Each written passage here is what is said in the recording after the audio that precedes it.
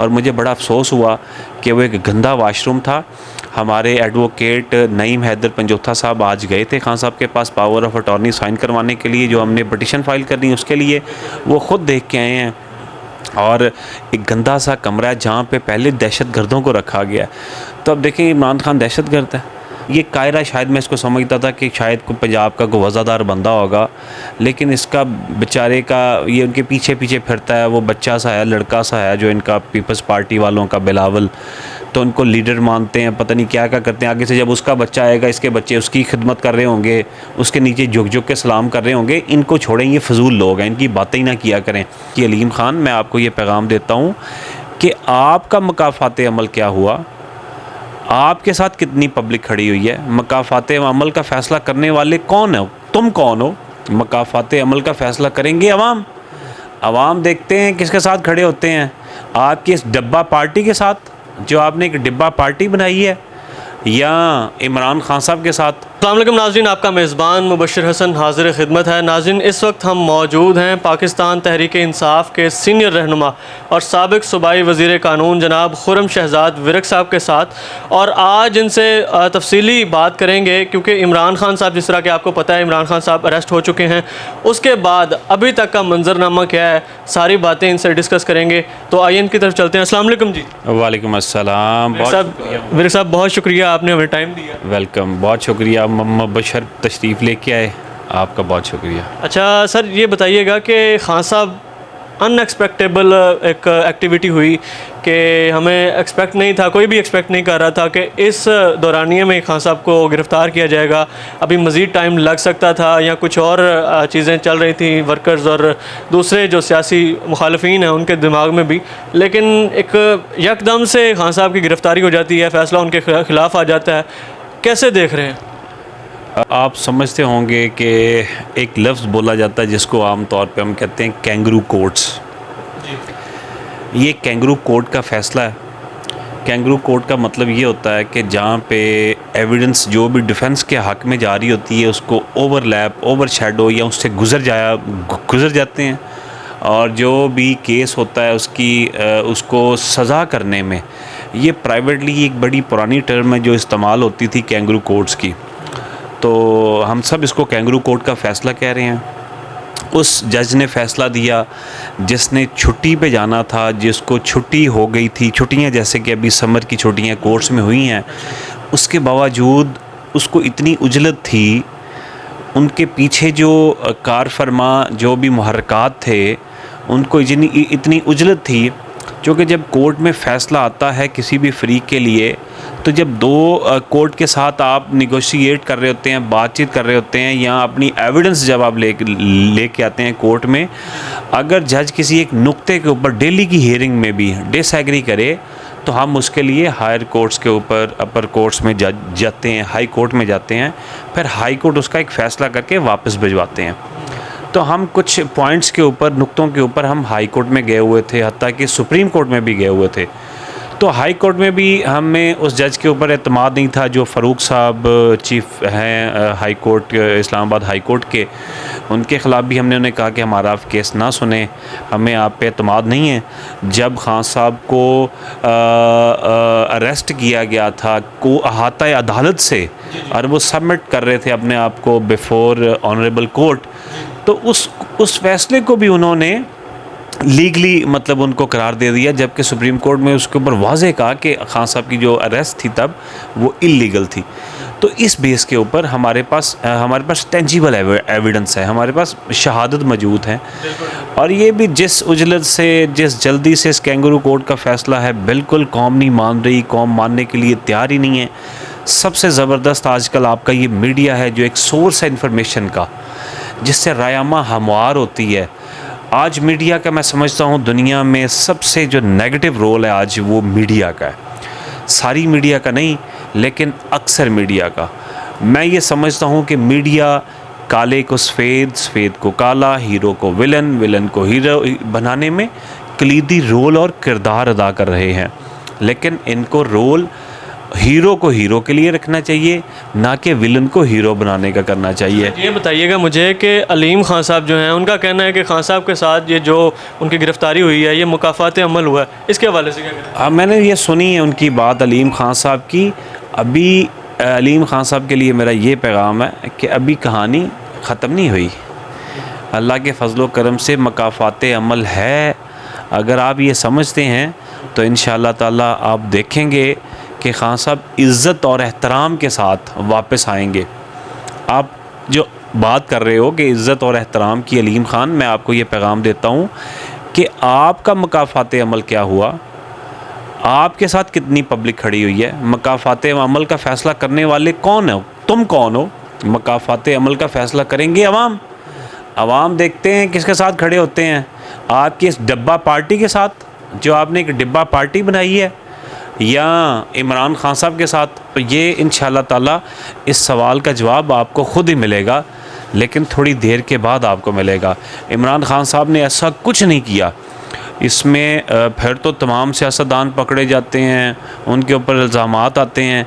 ये अपने बारे में क्या कहेंगे जब ये ख़ुद गए अंदर, और इनके बारे में लोग क्या कहेंगे जबकि इनके बारे में वाज़े कहा जाता है कि उन्होंने बड़ी हेर फेर की हुई है अपनी जो इनकी है सोसाइटी, और कितने उनके मामलात हैं।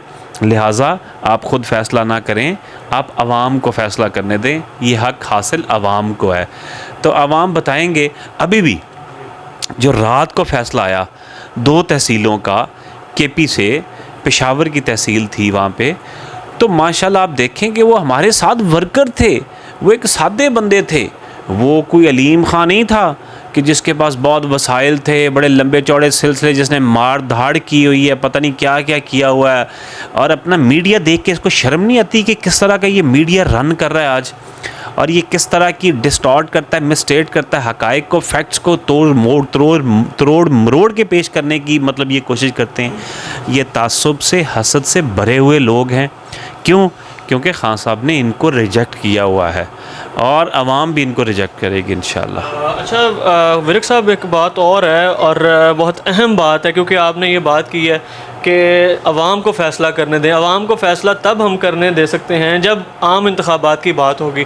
तो इस हवाले से पीपल्स पार्टी के रहनुमा, सीनियर रहनुमा रज़ा रब्बानी और कमरुज़्ज़मान कायरा साहब जो हैं, कमरुज़्ज़मान कायरा साहब, इन दोनों शख्सियात का अहम एक बयान आया है, और तकरीबन मिलता जुलता बयान ये है कि वो कहते हैं 90 रोज़ में जो इंतखाबात होने हैं उनमें ताख़ीर या फिर कोई इस तरह की बात आ रही है। तो क्या कहना? ना तो ये दोनों शख्सियात अहम हैं और ना इनके बयानात अहम हैं। ये फ़जूल लोग हैं, मैं इनको फ़जूल लोग समझता हूँ। ये कायरा शायद मैं इसको समझता था कि शायद कोई पंजाब का कोई वज़ादार बंदा होगा, लेकिन इसका बेचारे का ये उनके पीछे पीछे फिरता है। वो बच्चा सा है, लड़का सा है, जो इनका पीपल्स पार्टी वालों का बिलावल, तो उनको लीडर मानते हैं, पता नहीं क्या क्या करते हैं। आगे से जब उसका बच्चा आएगा, इसके बच्चे उसकी खिदमत कर रहे होंगे, उसके नीचे झुक झुक के सलाम कर रहे होंगे। इनको छोड़ें, ये फ़जूल लोग हैं, इनकी बातें ही ना किया करें। अब हुआ क्या? इलेक्शन डिले क्यों हो रहा है? डिले क्यों हो रहा है ये हम सब के लिए एक क्वेश्चन है। और डिले पहले भी हुआ, जो असम्बली तहलील की गई पंजाब की, केपी की, और वो आज अब तक इलेक्शन हो जाने चाहिए थे। उसका नुकसान आपको हुआ, मुझे हुआ, मेरी आवाम को, मेरे पाकिस्तान को नुकसान हुआ। हमारी ग्रोथ रेट कहाँ से कहाँ पे चली गई, महंगाई कहाँ से किधर को चली गई, डॉलर किधर को चला गया। बेसरो मैं समझता हूँ इस वक्त पाकिस्तान का कोई पुरसाने हाल नहीं, पाकिस्तान का कोई वाली वारिस नहीं। जिनके हाथ में आज पाकिस्तान की भाग दौड़ है वो नौसरबाज हैं, वो चोर हैं, वो गद्दार हैं इस कौम के, इस मुल्क के, पाकिस्तान के। उन्होंने पाकिस्तान को बहुत पीछे धकेल दिया, मैं समझता हूँ बहुत पीछे धकेल दिया। मैं कभी भी ये नहीं तवक्को करता था इस इम्पोर्टेड हुकूमत से कि इस हद तक ये जाके इतना नुकसान करेंगे मुल्क के पाकिस्तान का। लेकिन हमें उम्मीद है उस यकीन के साथ, उस एतमाद के साथ जो आवाम ने अभी तक रखी हुई है इमरान खान साहब के साथ। जो ही इलेक्शन होंगे इंशाअल्लाह ताला, जल्द इलेक्शन होंगे, और इमरान खान साहब 2/3 नहीं, मैं पहले भी कहता रहा हूँ कि वो क्लीन स्वीप करके आएंगे इंशाअल्लाह। अच्छा विरक साहब, ये बताइएगा कि खान साहब जो हैं वो इस वक्त जेल में मौजूद हैं, और जेल में जो हालात व वाक़यात हैं उनके हवाले से अगर बात की जाए तो खान साहब के कमरे में एसी नहीं है, एक वॉशरूम और एक पंखा है और 11x5 का कमरा है जो शाह महमूद कुरैशी साहब कहते हैं। तो क्या आपने अपनी हुकूमत में नवाज शरीफ, शहबाज शरीफ साहब को जब पकड़ा था तो क्या उनके साथ भी यही रवैया रवा रखा जो आप आज खान साहब के साथ? मैं आपको बताता हूँ, इनका अदारों के साथ ताल्लुक़ होता है। ये एक अदारा है अलहदा से जो जेल खाना जात है, तो हमने बिल्कुल कभी किसी के ऊपर इस तरह से नहीं किसी को रखा जिसको जो A क्लास B क्लास जो देनी है अदारों ने देनी है। लेकिन आप देखें कि खान साहब का एक स्टेटस है, और सबसे पहली बात तो ये है कि उनको अटक जेल में क्यों रखा गया। बात पहले तो ये करने वाली है ना, जुरिसडिक्शन उस कोर्ट की कौन सी बनती है इस्लामाबाद में जो है। अब यहाँ पे एक अदालत सज़ा देती है शेखुपुरा की डिस्ट्रिक्ट कोर्ट में, तो आप उसको मुल्तान, साहिवाल, लाहौर, पत्तों की कहीं और तो नहीं लेके जाकर रख सकते। ऑब्वियसली आप उसको यहीं पे रखेंगे। उसकी लिखत पढ़, इस मुल्क में कोई पूछने वाला ही नहीं है, इलेक्शन हो ना हो कोई पूछने वाला ही नहीं है, कोई फ़र्क ही नहीं पड़ रहा।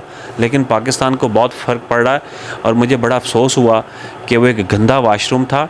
हमारे एडवोकेट नईम हैदर पंजोथा साहब आज गए थे खान साहब के पास पावर ऑफ अटॉर्नी साइन करवाने के लिए, जो हमने पटिशन फ़ाइल करनी है उसके लिए, वो ख़ुद देख के आए हैं।